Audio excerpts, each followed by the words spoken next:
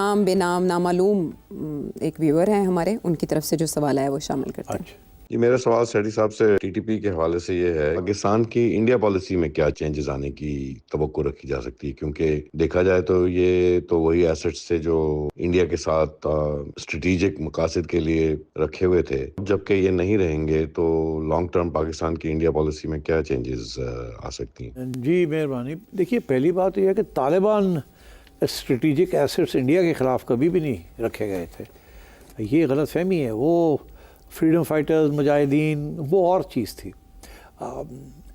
یہ طالبان جو ہیں، ان کا انڈیا کے ساتھ اتنا تعلق نہیں تھا کہ ان کو انڈیا کے خلاف استعمال کیا جائے، ایسی بات نہیں تھی۔ یہ افغانستان کا ایشو تھا۔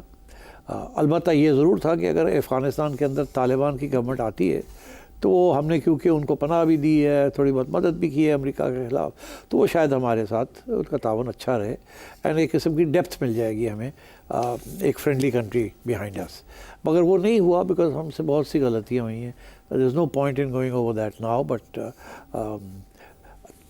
اب آئیے، آپ نے جو سوال پوچھا کہ جی انڈیا کے ساتھ کیا، آپ کہہ رہے ہیں نا کہ ہماری policy towards Taliban has change. Actually ہماری پالیسی تو انڈر بڑا پریشر آئی ہے فار چینج، ہم تو تیار نہیں تھے چینج کرنے کے لیے، یہ تو طالبان نے ہمیں فورس کر دیا ہے۔ ہمارا خیال تھا کہ یہ اس حد تک نہیں جائیں گے، ہمارے ساتھ بنا کے رکھیں گے، ساری ان کی تجارت، ان کا آنا جانا، ان کی رہائش، ان کی پروٹیکشن، یہ سارا کچھ تو پاکستان نے پرووائڈ کیا ہے ان کو۔ تو یہ توقع نہیں تھی کہ اتنے ہاسٹائل ہو جائیں گے اور اس قسم کا رویہ ہوگا ان کا، جو کہ اب نظر آ رہا ہے۔ تو اس لیے پالیسی اگر چینج ہوئی ہے تو طالبان کی ہوئی ہے، ہماری تو مجبوری کے نیسیسٹی کہ we have to protect ourselves because they are giving refuge to people of the T T P, جو کہ ہمارے خلاف ٹیررزم کر رہے ہیں۔ آئیے انڈیا کے ساتھ دیکھیے، جب جنرل باجوہ تھے یہاں تو جنرل باجوہ نے ایک نئے فلسفے کا اظہار کیا تھا، جیو اکنامکس کی بات کی تھی انہوں نے کہا تھا جیو پالیٹکس کا زمانہ ختم ہو گیا، اب جیو اکنامکس کا زمانہ ہے۔ یہ غالباً 2021 میں اس قسم کی بات کی تھی، اور اس کے بعد آپ نے دیکھا پھر سیز فائر بھی ہو گیا، کافی عرصے کے لیے امن رہا آن دا بارڈر اینڈ سو آن۔ مگر جب سے یہ نریندر مودی صاحب کی حکومت نے ریویو کیا سارا کچھ، اور یہاں بھی تبدیلی آئی ہے، تو اس کے بعد بڑی اگریشن ہے on the side of Narendra Modi. میرا یہ موقف رہا ہے کہ ہمارا بالکل پاکستان کی اسٹیبلشمنٹ کا بالکل کوئی انٹرسٹ نہیں تھا ان پرووکنگ کانفلکٹ ان کشمیر، اور وہ ڈائی ڈاؤن بھی کر گئی تھی۔ ہماری طرف سے بالکل کوئی پرووکیشن نہیں تھی، مگر نریندر مودی کو بڑی سخت ضرورت ہے پرووکیشن کی اور فالس فلیگز کی، کیونکہ ان کا جو الیکشن ایجنڈا ہے یا جو ان کا ہندوتوا کا جو ساری فلسفہ ہے، that is based on anti Pakistan and anti Muslim narrative, تو ان کی ضرورت تھی یہ، اور تو انہوں نے اپنی ضرورت کو پورا کیا ہے۔ انہوں نے پہلے کتنے فالس فلیگ آپریشنز ہوئے ہیں، میں جب بھی ذکر کرتا ہوں تو لوگ پریشان ہو جاتے ہیں، کہتے ہیں یار یہ کیا بات کر رہے ہیں، بٹ فیکٹ از کہ فالس فلیگ آپریشنز ہوئے، اور جس کی بیسس کے اوپر انہوں نے پھر پاکستان کو ٹارگٹ کیا ہے۔ اور میں تو ابھی بھی کہتا ہوں یہ جو پہلگام کا جو سارا سلسلہ ہے یہ فالس فلیگ ہے، بٹ ابھی تک تو انہوں نے کوئی ایویڈنس نہیں پریزنٹ کی کہ پاکستان کی طرف سے کوئی لوگ آئے تھے، یا کشمیر کی طرف سے بھی کوئی انڈیجنس یا انڈیپینڈنٹ قسم کے گروپ نے کچھ کیا۔ پکڑے تو کوئی گیا نہیں، لاشیں تو ہمیں دکھائی کچھ نہیں، آئیڈینٹی تو کی نہیں، اتنی بڑی intelligence agency and so on and so forth. تو چلے میں اب آگے بڑھتا ہوں۔ تو انڈیا کی پالیسی چینج ہو گئی ہے، پاکستان تو ابھی بھی امن چاہتا ہے، doesn't want to get into trouble. Pakistan پاگل تو نہیں ہے، دونوں بارڈرز کو ہٹ کر دے، ایک طرف معیشت کو اس سے چلانا ہے یا لڑائی جھگڑے کرنے ہیں، اتنی بیوقوف کوئی قوم بھی نہیں ہے۔ ہماری establishment is very wise, they don't want any trouble on any border. مگر اب بات یہ ہے کہ ادھر بھی افغانستان میں بھی وہ گڑبڑ کر رہے ہیں، ادھر انڈیا جو ہے وہ دھمکیاں دے رہا ہے، اور پھر ایک دوسرے کو ہیلپ کرنے کی کوشش کی جا رہی ہے۔ سو آئی تھنک اگر کوئی پالیسیز چینج ہوئی ہیں تو وہ افغانستان میں پالیسی چینج ہوئی ہے ٹورڈز پاکستان، اگریسو ہو گئے، اور ادھر انڈیا جو ہے از بیکمنگ ویری اگریسو، اور دیرفور پاکستان آئی تھنک اپنے آپ کو ڈیفینڈ تو کرے گا، مگر اور کر رہا ہے، آپ نے دیکھا کہ کس طریقے سے وہ ڈیفینڈ کرے گا، مگر we are not interested in aggression, nor is Pakistan establishment interested in a conflict with India اور ود افغانستان۔ اصل میں کس کی فیور میں جاتا ہے یہ کلیش؟ یہ آپ نے جانا دونوں ممالک میں سے کون اس کو اپنے مفاد کے لیے استعمال کر رہا ہے. ہمیں ساتھ دینے کا شکریہ. جیسے فیصل چودھری صاحب کی بات ہوئی تو وہ بھی کچھ اشارے دے رہے ہیں 27ویں آئینی ترمیم کے. 26ویں آئینی ترمیم کے وقت تو مشکل ہوئی تھی, 27ویں تو اتنی نہیں ہوئی. ہاں, کیونکہ اب تو نمبرز پورے ہو گئے نا, کوئی مسئلہ ہی نہیں ہے. اب تو مولانا آئے یا نہ آئے ڈزنٹ میٹر.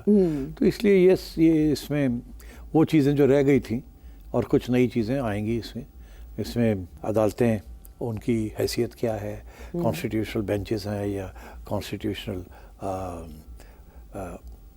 الگ ہے. سو یہ ساری چیزیں آئیں گی اس میں. اچھا, یعنی کانسٹیٹیوشنل بینچ NSC ایوارڈ کے بارے میں کوئی باتیں آ سکتی ہے, لوکل گورنمنٹ کے بارے میں آ سکتی. تو یہ اب سول ملٹری بیوروکریسی جو ہے they are going to have the upper hand. آدھا تو ہو گیا, اور جو رہ گیا وہ بھی ہو جائے گا. اور آرام سے 27ویں آئینی ترمیم ہو جائے گی. ایسے میں پنجاب بار کونسل کے جو الیکشنز ان سے بڑی امیدیں لگائی ہوئی ہیں کہ پروٹیسٹ ہو سکتا ہے, وکلاء لانچ کر سکتے ہیں کوئی تحریک. کرنے کو تو بہت کچھ ہو سکتا ہے اگر اتفاق ہو جائے اور یونٹی ہو جائے, مگر کیا ہوگی یا نہیں ہوگی آئی کانٹ سے. ٹھیک. اور دیکھیے یہ پھر اب جیسے وہ ایک ججز کا موومنٹ چلا تھا جی, عدلیہ بحالی تحریک, ہاں, تو اس سے بڑا یہ تھا کہ جی اٹس اے گریٹ ریولیوشن. اور ریولیوشن کیا تھی؟ کچھ بھی نہیں تھی, مگر اس کو بلڈنگ یہی ہوئی تھی کہ انقلاب آ گیا ہے جناب. کوئی لوگ لال جھنڈے لے کے پھر رہے تھے, کوئی ہرے جھنڈے لے کے پھر رہے تھے. پتہ کی لگ گیا کہ بچھو نکلیا کی جوڈیشری نکلی ہے, یہ اسی کی پیداوار ہے نا. تو خیر اینی وے میرا نہیں خیال اس قسم کی چیز اب پھر سے لانچ ہو سکتی ہے.